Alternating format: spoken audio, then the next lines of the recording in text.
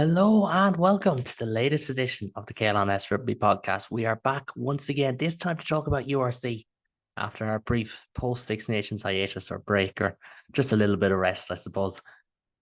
As I said, back to talk about URC this time, as we did back in November, December. We're going to look back on the block of fixtures of the most recent action of the league. The reason for that being coaches and fans alike do treat the URC into different blocks. You have block one, which is your rounds 1 to 7, which is a straight run. Block two generally would be your, December, January, where you have, 3 league fixtures, but you got the European games as well. That'll be a separate block. And then this block, the Six Nations block, I have dubbed it, where you got 4 games this time. Sometimes it's 3, sometimes it's 5. 4 game slate. Very important to get results. Very good chance to gain ground on opponents. And for 2 Irish provinces, they did just that. For the other 2, not so much. We'll get into all that. This is an audio-visual podcast as well. So if you are listening on podcast, if you scroll down to the description, I will have the link there for the YouTube, for my YouTube channel, the YouTube video. And what you're going to see there is just a little bit of a visual aid to look at this. It's not so much a YouTube video being put up in podcast form, or it's not exactly a podcast being put up on YouTube either. Just a little slideshow, a little bit of help for it. And as always, so you can subscribe across all platforms, YouTube and all podcast platforms if you do want to listen to us. But we will kick things off really quickly by looking at the league table, because there's 4 Irish in the top 10. However, it is still incredibly, incredibly tight. It's really, really exciting. Leinster leading the way in first place on 54 points. All teams have played their 13 games. There's been no cancellations this year for the first time in URC's history, I believe, actually, due to COVID and different things. Second place then is the Glasgow Warriors. They're on 49. A little bit of an island position for them, because they have a bit of a buffer on the Vodacom Bulls, who are in third at 45, and Munster in fourth on 43, but still not quite, up there beside Leinster. But that will change. Leinster, Glasgow, Munster, they all have to go to South Africa next. The Bulls, Munster, they ran out of top 4, as I said. Then the GHL Stormers flying back into form. They have leapfrogged everyone up into 5th place. It's Benetton, after their big win over Connacht at the weekend. They're in 6th on 37 points. And this is where it gets really juicy. 1 point separating 7th place Ospreys and 11th place Lions. It is the Ospreys and Ulster ahead on 35 points. And then just outside the top 8, desperate to break in, Edinburgh 34 points, Connacht 34 points, and the Emirates Lions on 34 points. Bonus points, a huge factor in this league. Points difference, somewhat. Obviously, the amount of games won as the first differentiator is important. But as you can see, it is just so competitive.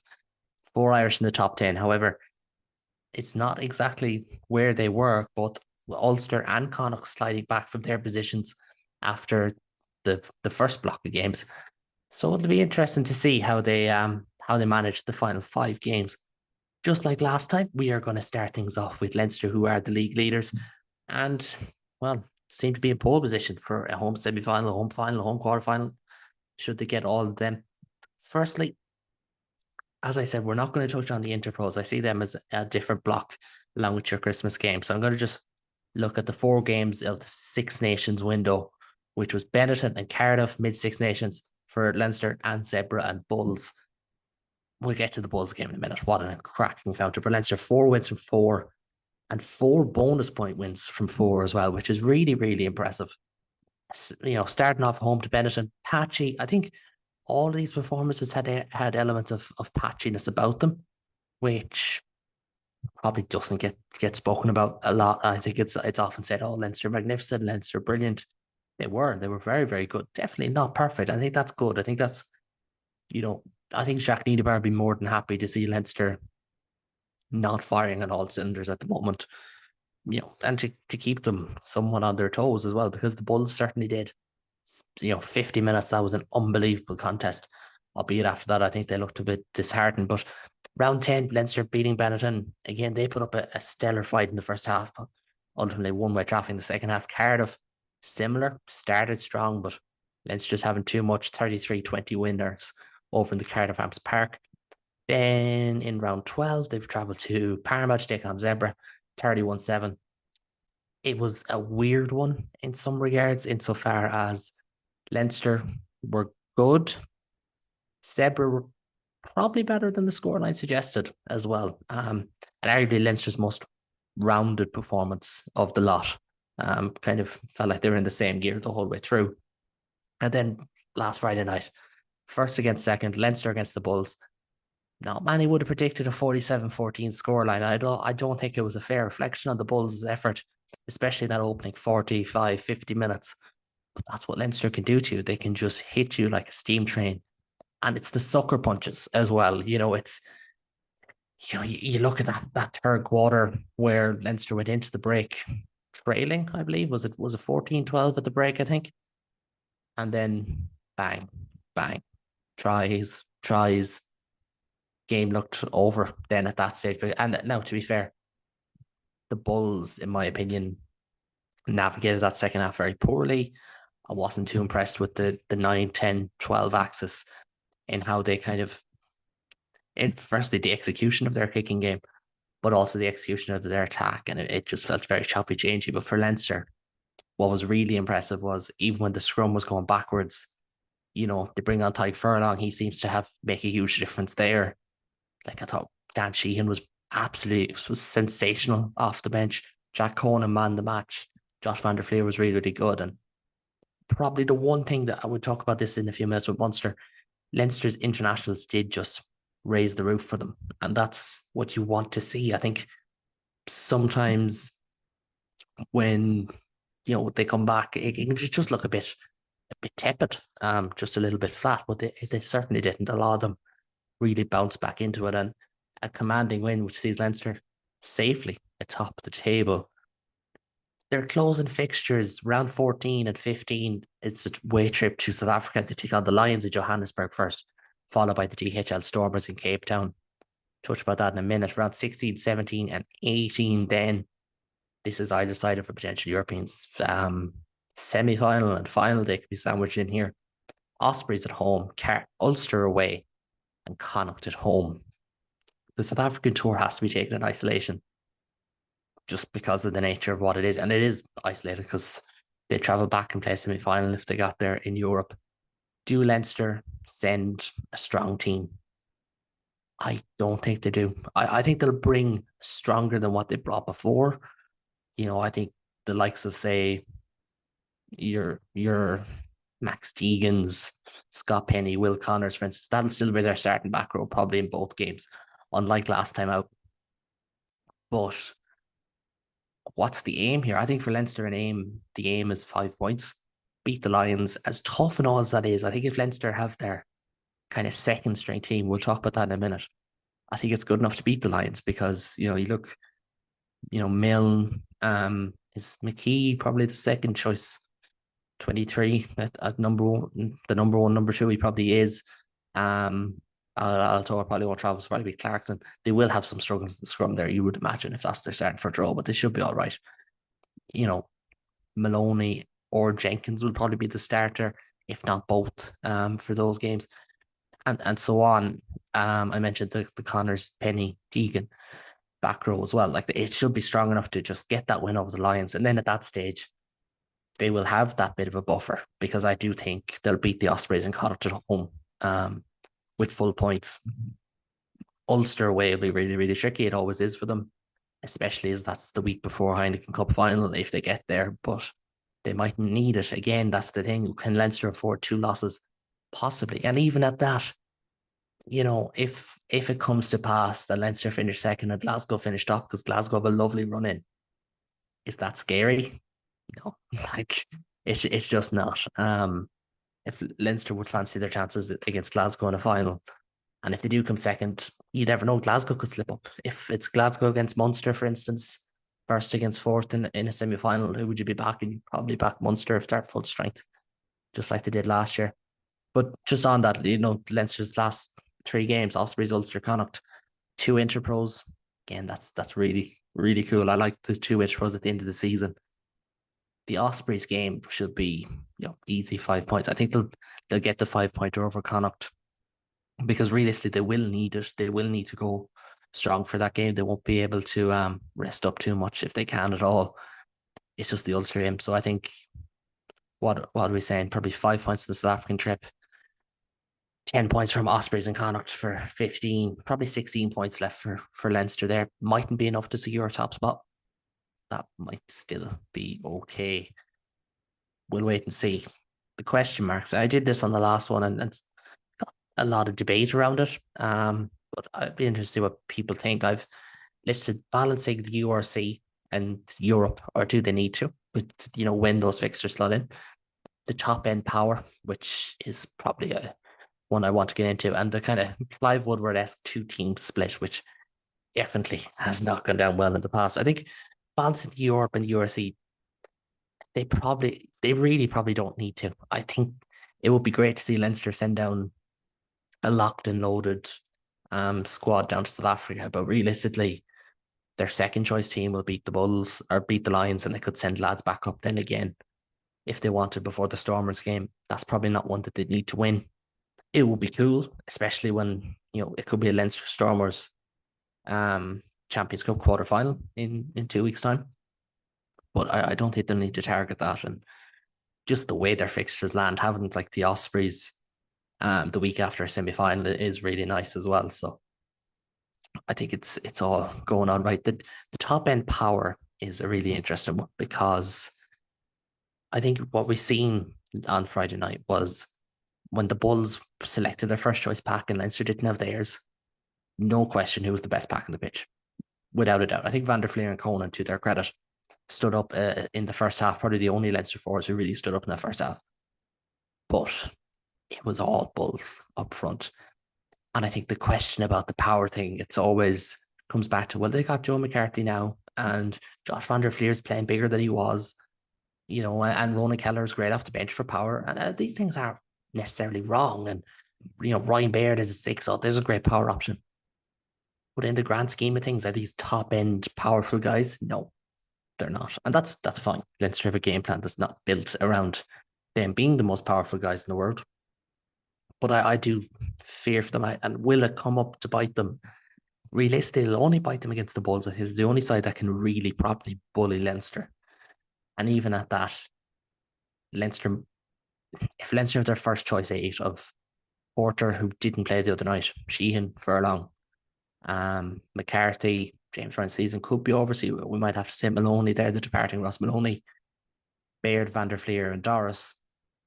Can the Bulls negate that? Probably. They probably can. I think Andrew Porter is he's the key for Ireland and for Leinster. He's the key because he does everything so well. Is okay, scrummaging his question marks, but around the park he's just fantastic. A really abrasive figure. The flip side, if Leinster are going with, say, McCarthy at 4, Baird at 6, big men in theory, but when you're going up against the Eilert Lows of this world, the Ruin Yorches of this world, guys who we do not know about too much, but they've been in South Africa their whole career and they're battle hardened and they're tough as nails. Like, that's when you start to see that these guys are good. They're not power players per se, not at the very highest level. So that'll be really interesting. Just really quickly, because I want to move off Leinster, we have 4 teams to get through. The Woodward X 2-team split. For people who don't know, 2005 Lions Tour head coach was Clive Woodward. They famously basically had 2 teams. For me, this has been an issue with Leinster. Is it going to be an issue going forward? I don't think so. Because you look at the games either side of Europe, the Stormers game, I think you can nearly put them down for a loss there. The Ospreys game, they should be fine. The Ulster game, they probably get the job done. I think they would. But if we see that jankiness that we've sometimes seen with Leinster when they chop in their internationals, and I think Leinster's first choice team is very, very good. Borderline unbeatable. Their second choice team is pretty good. They're like a top 8 side.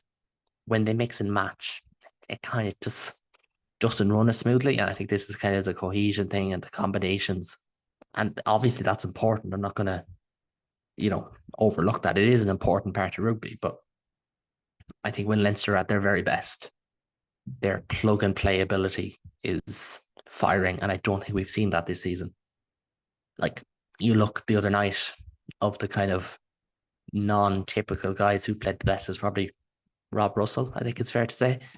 And the wing is probably one of those positions you can come into that bit easier without combinations. So interested to keep an eye on. I don't think realistically the only one of these I feel like is really going to bite Leinster is the power thing, and that's tying in Europe. But this is a URC conversation. But I do want to move on because we've got 4 teams to get through. There's going to be a lot to talk about on all of them. Next up is Munster, who, as we said, sit in 4th place in the URC table, same place they were after 7 rounds, same place they are after 13 rounds, heading into their final slate. Munster got 4 wins, and although, on paper, not 4 fantastic performances, not 4 brilliant performances, 19 points out of 20. That was the aim heading in. That was brilliant. Started with a away 42-7 win over the Scarlets. Certainly scoreline flattered Munster, 42 points, all of which scored in either the first 20 or the last 20 minutes of the game, the middle block. Not a bit. So, listen, it wasn't perfect. They got the job done against the Scarlets. They got a bonus point. Ideal. Move on. Zebra game, very similar. Very, very good first half. And then just became janky and disjointed again. And these are trends that, and we will get into it. 45-29, that one finished. Then away to the Ospreys, 27-17 victors there. That was a huge result. That's the result of the block for me. Arguably for all Irish teams, unless I'm forgetting an obvious one. I think this was really, really impressive because Munster just said, right, we usually play high possession, high intensity attacking rugby, but we're coming up against a team who will want us to do that, right? We're going to give them the ball. We're going to play, low possession, very low territory numbers. We're going to let the Ospreys do it all. And Munster got a win out of it. And again, it wasn't perfect. The scrum had some issues and they scored 2 intercept tries, but got the win. Got a huge 5 points against the Ospreys.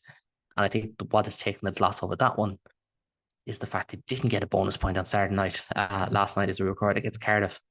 20 points to 15, that one finished. A really weird game. But again, I might just touch on it now instead of touching it in a minute. But for me, a big issue, and if we've spoken on this the Red Army podcast and on some of my podcasts here as well, I think one of Munster's big issues, or not big issues, one of their trends of the season is the same guys are performing week on week, which is great because there's a consistent couple of guys, Jack Crowley, Craig Casey, John Hodnett, Gavin Coombs. And to have them almost across their midfield is really cool as well. But it's guys who you want to see step up and perform week in, week out who haven't. Jeremy Luckman is one of them. I think Niall Scallon and Jeremy Barron, between the two of them, probably not consistent enough. Despite playing well, no doubt about that.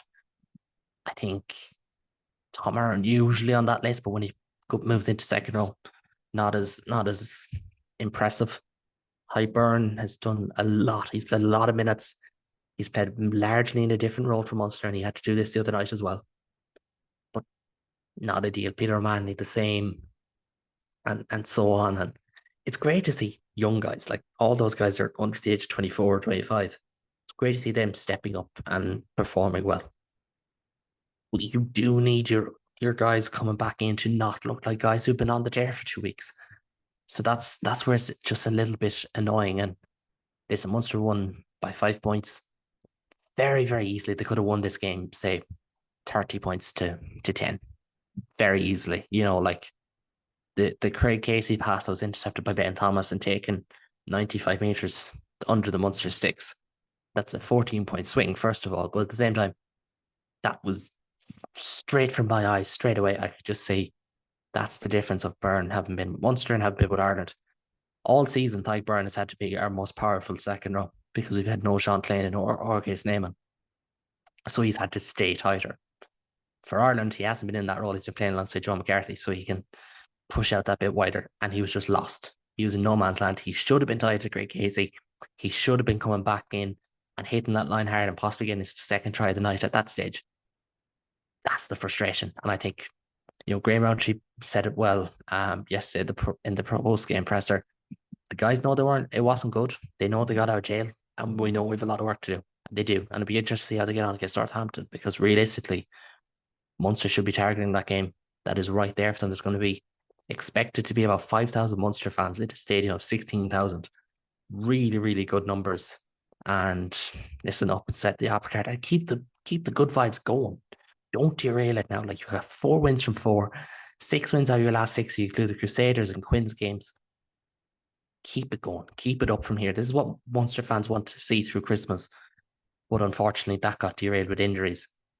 But we'll get onto that because I'll get onto closing fixtures in a minute. But like, the power of power is one of the things, and the navigate the next couple of weeks was one of the question marks I put in there, because when you take out certain parts of the Munster pack, their power game looks so different. When you take out, to be fair to him, I think Niall Scanlon isn't a powerful hooker, but he probably punches above his weight at times.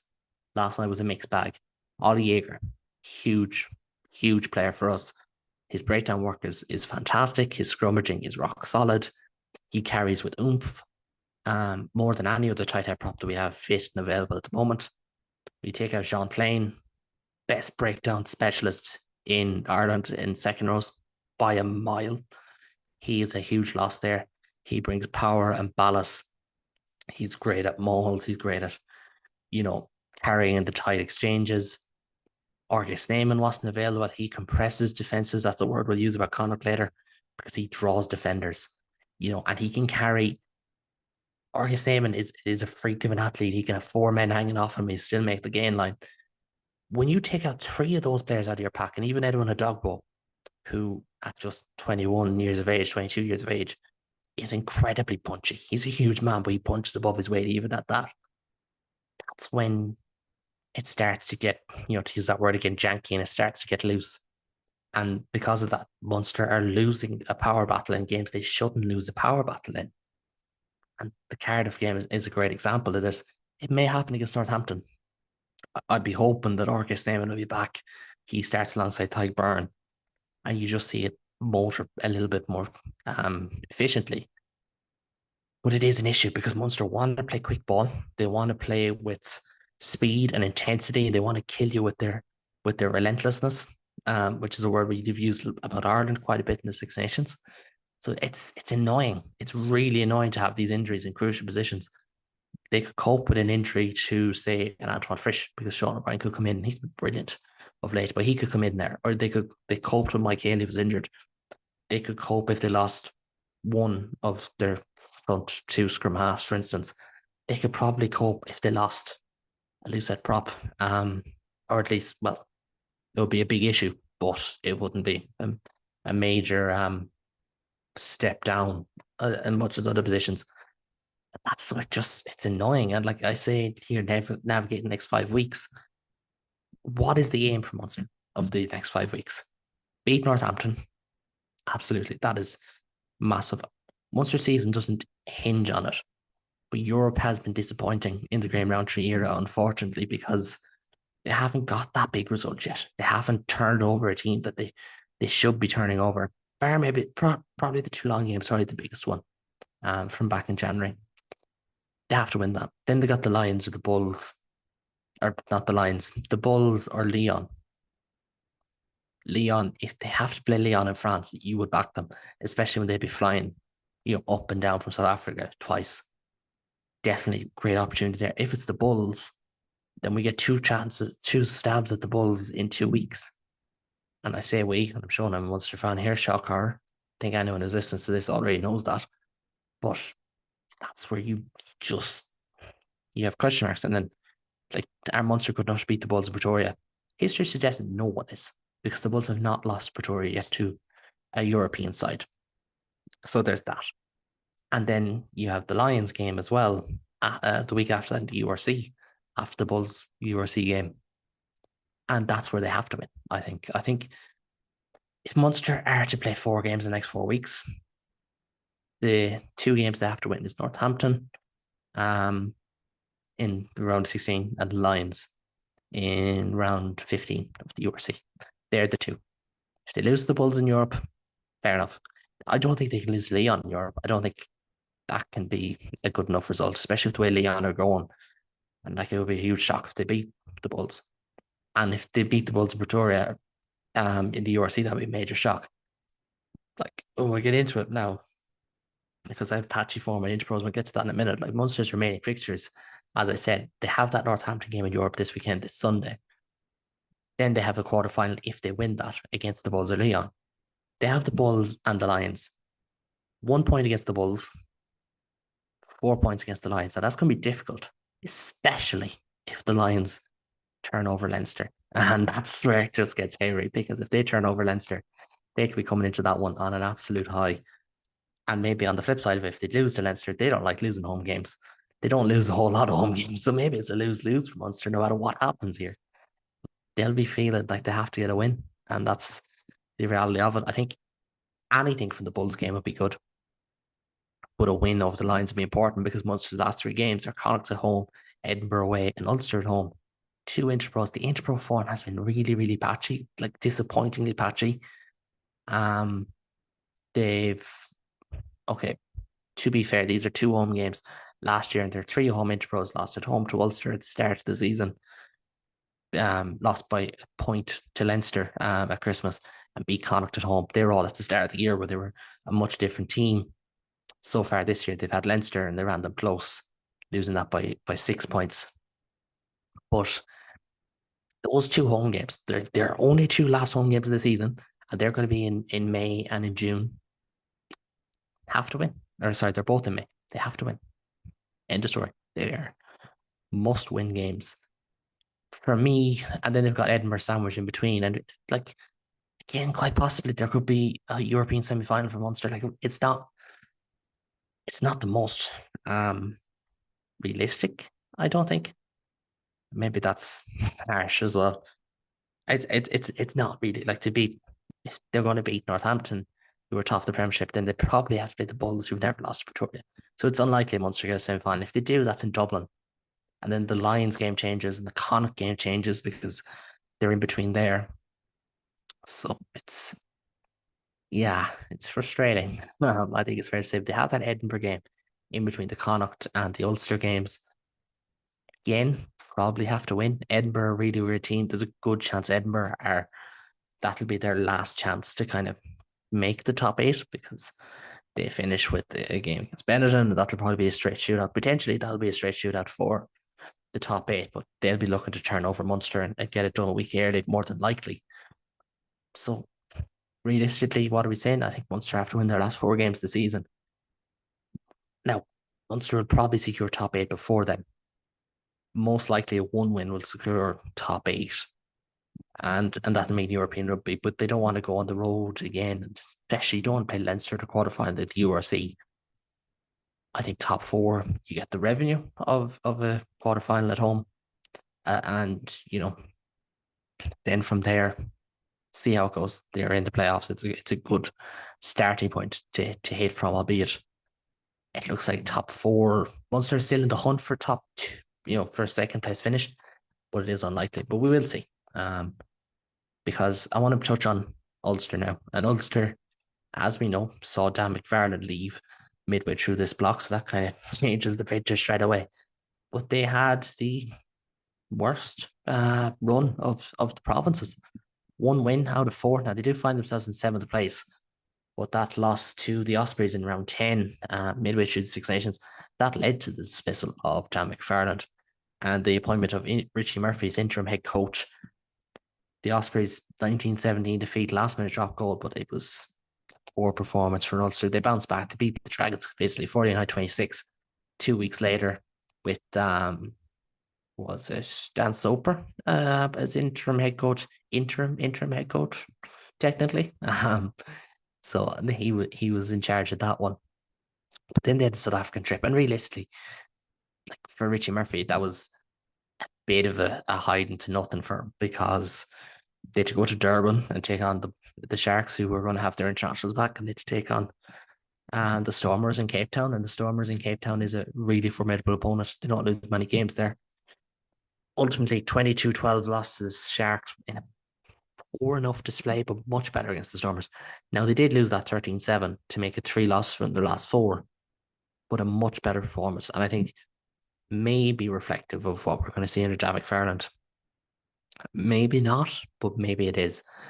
The fact those are still in the top 8 is a good thing.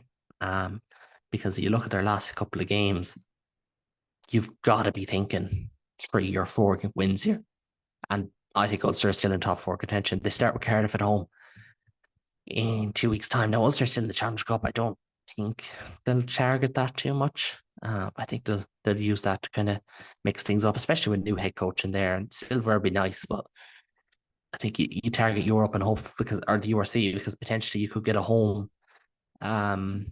quarter final if they make top 4. Like, that's a huge draw. But they start with Cardiff at home, followed by Benetton at home in those 2 weeks, and yeah, that's 100%. That has to be 9 to 10 points. Scarlets away again, at least 4. Like, you're thinking of those 3 games coming up that they're going to get 14 points out of 15 before their 2 final intros against Leinster at home and Munster away. Selfishly, from a Munster point of view, if they win their next 4 games, they're probably just chasing top 4, and yeah, but it could be a straight shootout for top 4 in the final day of the season. And maybe that's a little bit better than but I don't know. Maybe they lose Leinster, they won't make top 4, they'll safely top 8. It could be that too, but be really interested to see. I think for Ulster, definitely 5 wins is possible. Don't get me wrong. Like, winning Thomond Park is very doable. Of course it is. Beating Leinster at home is very doable, especially right before a European game, or right before a potential European final. But Ulster will have a Challenge Cup to contend with, and like, I don't want to give them too much praise because they did lose the Stormers, and you only had one score. Like, it finished 13-7. They only scored that one time. So again, kind of interesting to see where they go. Question marks wise, I've listed the new manager bounce, the famous football term, how unlikely a home knockouts are, even if I've kind of talked myself out of that, and disjointed backline selections. And for me, I think there's an element of, I don't think there's an element of new manager bounce off Richie Murphy, but I do think any coach, no matter who it is, would have been a breath of fresh air when they came in. I think it was important that they get someone in. That they replaced Dan McFarland. I think it should have been done at the end of last season. In personal opinion, we did a podcast on the Dan McFarland resignation with 2 Ulster fans. If you scroll back up, quite a bit back up now at this stage, unfortunately, but I think that was needed. But will there be a bounce? Like, what can Richie Murphy do in the coming weeks? I think he can use the Challenge Cup, providing they beat Montpellier away, which isn't a given. Certainly not, especially when Montpellier are probably safe in the top 14 now. It was probably better when they're in a relegation scrap. So they might target that. But if they do have the Challenge Cup, they can use that as a chance to experiment. And like, as I said, they got like Cardiff, Scarlets, Benetton at home. Very different animal to playing Benetton in Italy. So it'll be interesting to see what happens there. Home knockouts, I said they're unlikely. They're very, very possible for Ulster.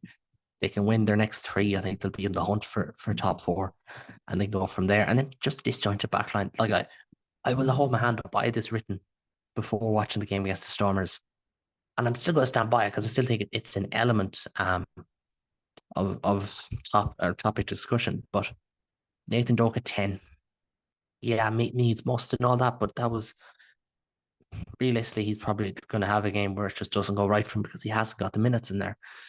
Hopefully it doesn't, obviously. McCluskey and Humer nailed down, but the back 3 looked better with Lowry at 15. To be fair, I thought Balogun looked good. I thought McRoy looked good the other night, but again, there's been so much chopping and changing. We've had Doak at 9, Cooney at 9, Doak's been at 10, Jake Fanner's got a lot of minutes at 10. Obviously, Stuart McCluskey has missed game time, so I'm not going to include him, but been chopping and changed at 12, chopping and changed the back 3. Lowry's been on the wing, has not looked comfortable out there. Stockdale's form took a bit of a hit. Balogun was in now at the team.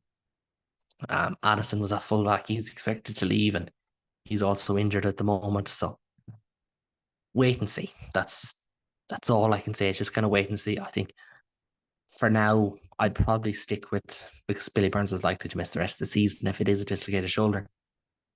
For now, I'd probably just stick with Jake Flannery at 10. And that's not like the Munster hack coming on or anything. It's just Stick with a 10 who knows how to play 10 when you've got a new coach, you're going to have a couple of new systems and you've got loads of different things going on. And give Nathan Duck minutes in those games potentially to get in at 10, especially like the Cardiff and the Scarlets games. It gets tough opposition, don't get me wrong, as they've proven, but very, very winnable games. For Ulster, what's the aim? Top four still the aim. It's still on. So it's it's been a tumultuous couple of weeks, but it is still on. And I think that's always important to kind of touch on. We will move on to Connacht next, the fourth and the final province. In all of this, they come into this in 10th place in the league. Very critical situation. I have made an error on my PowerPoint presentation there. That should be a red square for Connacht because they lost to Benetton. That was not a draw. But anyways, for Connacht, beat Cardiff 16-12 in the first game of this window. Really poor performance, but they got the job done. And we felt like that's good to get the job done in poor performances. Then beat Scarlets 26-10. Better, but okay. I think it's fair to say. And that's fine. You'll have games like that. But the last two weekends, 38-14 loss at home to the Lions, who had never won in Ireland, never really put a finger on anyone up here. Really disappointed. Like against 14 men, perfect day in the sports ground, just never fired a shot. And that's just, it's not a good sign. And we'll get into that in a minute. And then to back it up with a 14-18 loss away to Benetton, like Benetton are a good team, right? Benetton are a good team. They're a very good team at home. And they've got a core group of international caliber players who consistently deliver for them. You think of Michele Lamaro, Lorenzo Canone, the try scorer yesterday, Izakor, Brex was brilliant yesterday as well. Losing to Benetton away is not a slight on a team. It was what I predicted in my weekly predictions. But it is disappointing. It is still really, really disappointing because they weren't good. They averaged less than a meter per carry. That's not good enough. You need to be making, gaining yards on every single carry because you're always going to lose them. So like a meter per carry is just that, like not hitting that is not good. I thought their pack was, and selection wise, I'll get into this in a minute. I just don't think they're punching at the level they should be. Not at the level they were at last year. Maybe the G-Wall Senecal was a bigger influence than anyone realised on them and more than just set piece. But since John Muldoon and Scott Fardy have come in, I think Connacht's, their selections across the board, not just in the back, have been very choppy, changey. And it's led to this inconsistent performances. I think, like, this may seem harsh, but I feel like Connacht's with the right side of the referee as well yesterday. Granted, there will always be home team decisions, and I'm sure any Connacht fans listening will say that, but like, just I don't know what it is about them. I feel like they're, in terms of a set style and all that, it's just stale, and it's stale across the board. I think set piece has been good, but not at the level it was at last year. And to be fair, Diwa Senecal is a fantastic coach. Losing him is a big loss. So that's an element, but I think their breakdown work is typically poor. I think it's like for a team who should be playing, expansive rugby, who should be able to go through phases, they just can't seem to string them together recently. And that in 3 of the 4 games, that was the case. Against Cardiff in particular, even though they won, just never really got anything going. They just kind of had enough time in that game. So I'd be down on Connacht. Like you can't perform for the Interbros and perform with certain big games and then lose at home to the Lions and lose it away to Benetton. And yes, in heartbreaking fashion, it was the last play of the game. But at the same time, they scored with 4 minutes to go. Like, it's not like Connacht were the dominant team in that game and Benetton just, hung on for dear life and got a win. It's not what happened. And it's just disappointing because they are better than this. I don't think they're playing as well as they should be playing. I think that could be said for probably 3 provinces, arguably 4 provinces, but Leinster are just so dominant that They can come down a couple of percentage points. Connacht can't. Connacht are in a dogfight now to make top eight with the Lions there, with Edinburgh there, Ospreys, Benetton, and Ulster, the other team as well. And even Munster aren't a million miles away. They could get dragged into this. Bulls could get dragged into this very easily, even though they've got favourable fixtures, as does the Stormers, as does Glasgow. Their closing fixtures for Connacht are nice. Home to Zebra, 5 points, and move on. The Dragons game away scream slip up, because the Dragons, to their credit, they've just been a frustrating team. And I think now I've watched Dragons. I missed their game against Ulster and I had to watch it back, kind of, skimming through it, knowing I'd be doing this podcast. But typically, on home soil, they are just a tough enough team to beat. They're a tough enough nut to crack. They made life very difficult for Leinster there, in relative terms, because Leinster had their internationals back for that game. They've taken the Ospreys, I believe it was, at the start of the season. They beat Zebra there this year. That doesn't seem like a lot, but this is not a foregone conclusion that Connacht would go there and win. Connacht had a famously poor performance in victory last time they played the Dragons in Rodney Parade. So if Connacht don't get their act together, I think 4 points is the aim for that one, which is disappointing, because realistically, if they'd gone and got the job done against the Lions, they'd probably go on and beat Benetton, because that's what sport is. Momentum is so important. And you'd be looking at that Dragons game and saying, 5 points, grand, move on. This is where it gets interesting. Round 16, they got Munster away from home. Now, Connacht have in Europe this weekend. I think they should win that, but I think they could well mix up their team selection again, which is something we'll get on to. That Munster game in Thomond Park, it was in the Sports Ground. I chalked them down for a win. In Thomond Park, not so much. They have a good record there, don't get me wrong, but I think that's a potential banana skin there for Munster.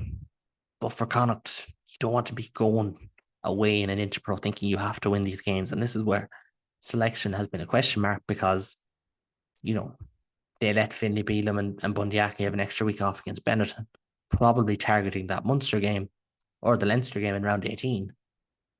Away Interpros are not the, deciding factors, because realistically, if Munster click, and Munster's season could fall apart, don't get me wrong, they could be down there.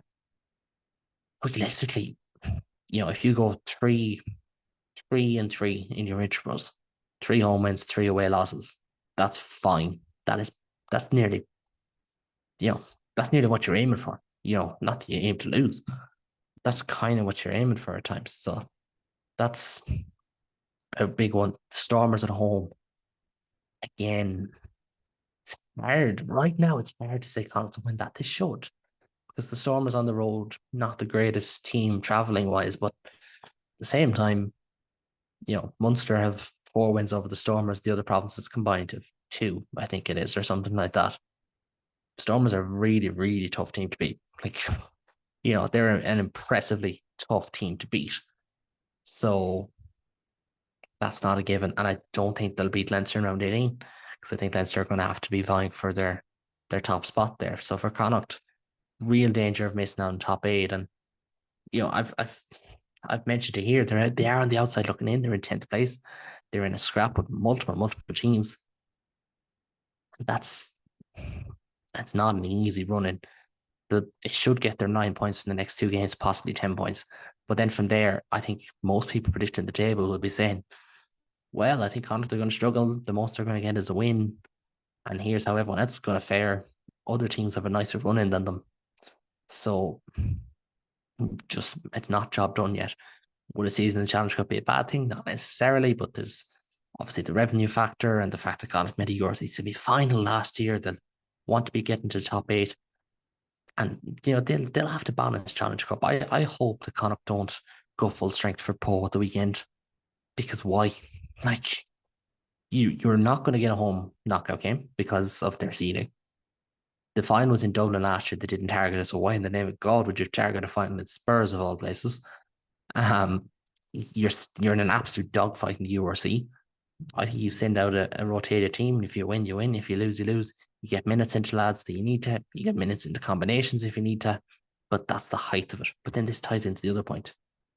Connacht are a very incohesive side.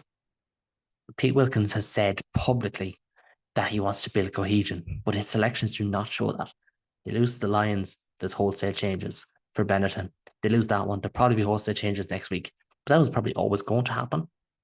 And it's easy to point to these things after losses.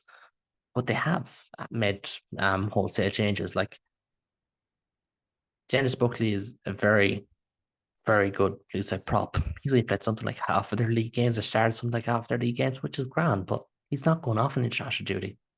Why is it, so low? Like that's why. And like they don't know who their first choice hooker is. Jack Ainger, to his credit, has been a great deputy filling in there at tight head prop. Joyce and Darren Murray have probably been their first choice second rows, but I don't think that's nailed on. I don't think they know their first choice back row. Centre, I think, is Bundy +1, and then it's forward and Bundy or forward and Hawkshaw if Bundy's not around, but that's fair enough. Definitely don't know their first choice back three. I don't think Kilgallen, Smith, Bolton, Ralston, O'Halloran, McHanson's been injured. That's just frustrating. You either build for cohesion or you build a side that can be mixed and matched. Can't do both. And then finally, one of the more nerdy points, Connacht's attack for me, we spoke about compression earlier with the likes of Fergus Damon. They're not compressing defenses. They are probably losing the gain line too often. The numbers are there to back it up. I had this conversation with a friend of the pod, Hugh Griffin, earlier, but I never asked him to send out the numbers, and I meant to ask. But they're not a consistent gain line carrying side. They are probably lacking a bit of punch. Joe Joyce, a good second row in terms of power, not elite second row in terms of power. Connacht have always been about finding a way of, they never had the biggest side, but they've had to find a way around it. They're just not winning. And like when you play this layered attack with, your pull back passes and things like that, if you have like you take a normal phase, it's 9 to 10, you might go out the back door to 15 and he throws out to the winger. If that's what you're doing every 2 or 3 phases, it's very easy to read. Like they've missed Bundy at 12 in terms of power. Any team in the world would. Bundy's the best 12 in the world, in my opinion. So anyone would miss him. But they've missed him, and there's the layers that are there. It's just been too easy for defenses to read. It was too easy for Cardiff to read. It was too easy for the Lions to read. It was too easy for Benetton to read as well. And in their next couple of games, granted, Zebra are not a great defending team, but neither are the Dragons. Munster are the best defence in the league, and Leinster are the best defence in the league by points scored, not every other metric, but or points conceded. Apologies. Something's going to have to give. Maybe it's Bundy. Maybe he's the key. Maybe Matt Hansen is the key. But maybe it is just, you're asking wingers, like guys like Kilgallen and Shane Bolton should not be tramline runners. Didn't see a whole lot of Shane Bolton at the weekend coming off his wing as much as you'd like. But they should not be tramline runners. They're too big. They're too powerful. I think Carl Ford started the season well. He's probably faded a bit since then. I think the back row in particular, they kind of don't have an elite, size front row. Back row, again, they're losing the upfront battle, the battle in front of your face. And that's disappointing. But I do want to finish up there because we're probably already over time. Thanks very much to everyone for watching or for listening. Hopefully, this is one chapter closing on the URC season, but we see all 4 Irish provinces in the last 8. As of right now, my prediction will be we won't. I think one is going to miss out. I think it'll be Connacht. We'll wait and see. I think we could well get 2, possibly even 3 teams in the top 4.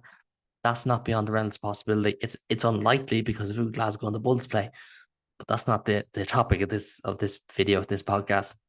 But thanks home to everyone for watching. We will be back again next week. We will have an Investec Champions Cup and EPCR Challenge Cup. Round of 16, look back.